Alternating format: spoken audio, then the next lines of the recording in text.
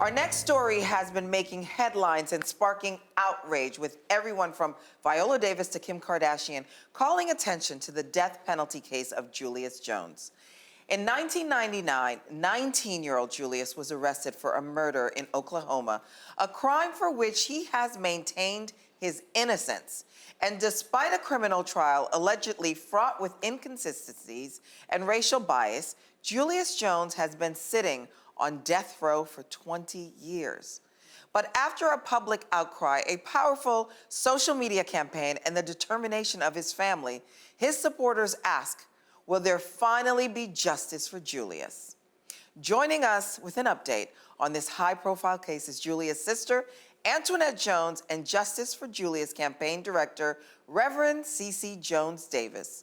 Welcome, ladies, and thank you for joining us. Thank you for being here. Thank you so much for having us. Absolutely. Let's get into this, ladies. So, Antoinette, I'd like to start with you. You were only a teenager when your brother Julius was arrested for the fatal carjacking that took the life of a businessman by the name of Paul Howell.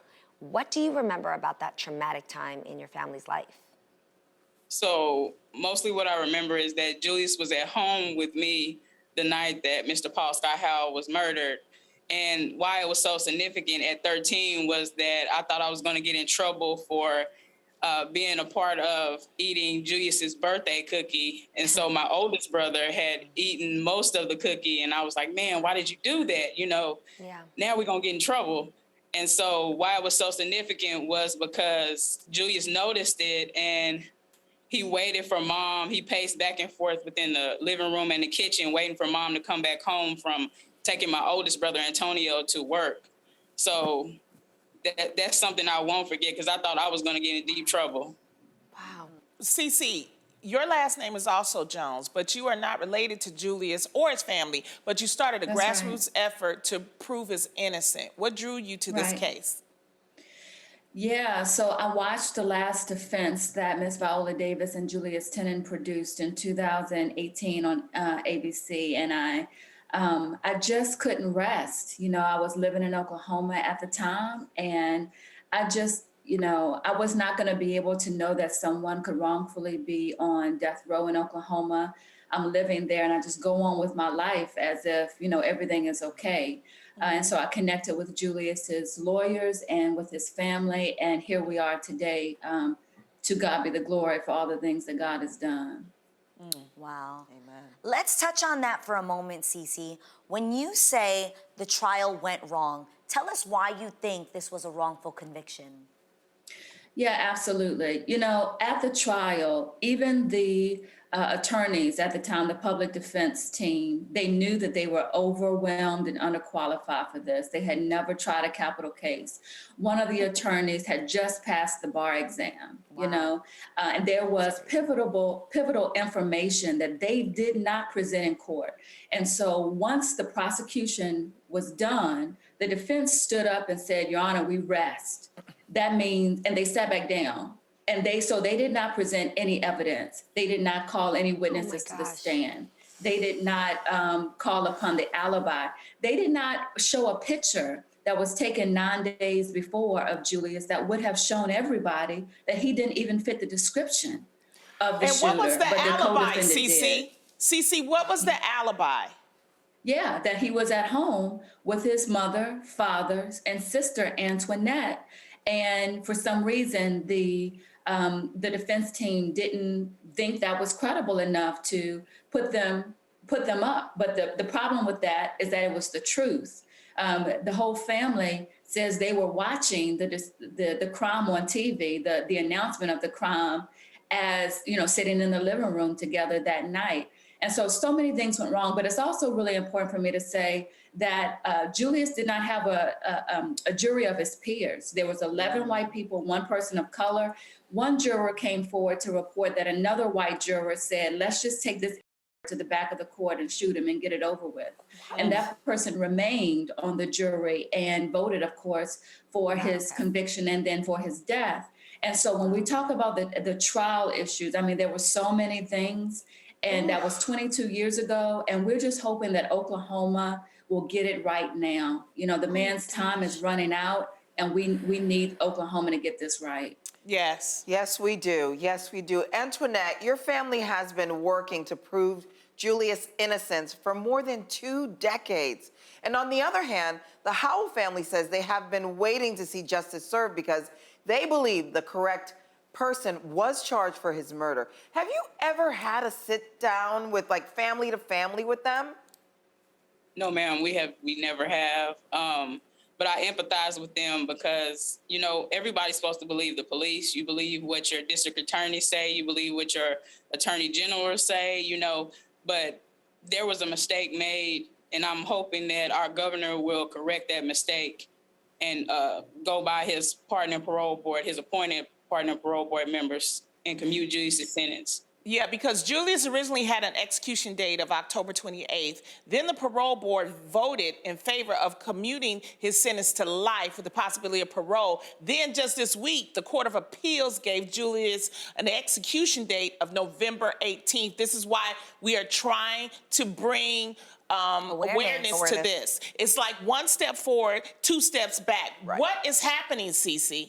Yeah, you know, I think that this is a really good example that what is always legal is not what is always just. And the Criminal Court of Appeals issued a November 18th date while the governor has the opportunity to review his board's recommendation, just because they have the power to do that. And so all of this has been extremely disturbing. And so what we need is for the governor to review this expeditiously, make the right decision about this. Governor Stitt appointed 3 members to that pardon and parole board. The vote was 3-1 to commute as a recommendation to commute Julius's sentence. And so, you know, apart from what is political, we need what's right done here. We Yes. need what's right done. Yes. And so we're hoping that he does that, and he does that really quickly. Antoinette, I know that you actually just saw Julius this past Sunday. Can you tell us what his state of mind is at the time? How's he doing? Let me just say that God has truly blessed him, covered him, kept him preserved. Just his position, his calmness, the way he's able to just still have a good mind, and he's still hopeful.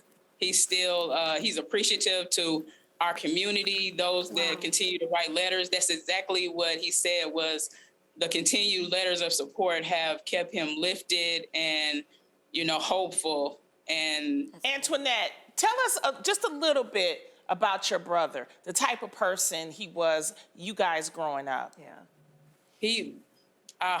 He's like my greatest fan, my greatest supporter, my best friend, such a great motivator. He never likes to see kids or females or anybody cry. He's like the peacemaker of the 3 of us. He likes drama-free. He loves teaching and encouraging. He continues to tell our nieces and nephews education is important. And I know it may seem like it's hard right now, but when you get older, you'll be thankful that you took education seriously. He's But wise. he's definitely, he said he can't wait to get out on the ground and help with the community that has supported him, the 6 million plus supporters, the churches. I just love that it's like watching God's heart, especially when we were at the hearing and they were outside and the outpour and the continued prayers. It's beautiful. Wow. Thank you for sharing a little bit of him with us. That's really, really nice. Cece, the Justice for Julius petition has gathered well over 6.5 million signatures. And like we mentioned in the intro, Viola Davis included this in her story, in her documentary series, The Last Defense, and Kim Kardashian has been vocal on her social media platform. Why is this moment even more crucial for people to get involved and pressure Oklahoma Governor Kevin Stitt to sign off on the recommendation? Yeah, quite frankly, you know, Julius's time is running out, you know, and if the District Attorney of Oklahoma County, if the Attorney General of Oklahoma had their way, the time would run out. If the court had its way, the time would run out. And so I believe that the community is the only thing that is more powerful than systems. Yes. And so that's why it's very, very important that every person that has a heart of compassion and wants justice in this country reach out. Go to www.justiceforjulius.com. You can take actions, communicate with the governor through that site. Follow Justice for Julius on social media. We need an outpouring. We need even more of an outpour of support because his time is running out. Wow. Ladies, we admire your tenacity and your determination. We wish you the best of luck. We'll definitely be following this case.